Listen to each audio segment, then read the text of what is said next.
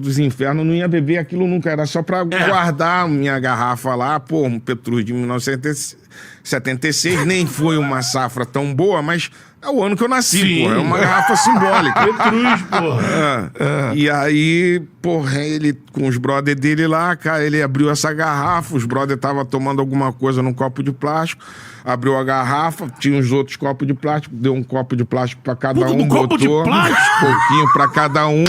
Alguém tomou, achou quente, falou, tá quente pra caralho, tem gelo aí? Aí pegou o gelo, cada um botou uma pedrinha de gelo. Caralho! E aí, Heresia.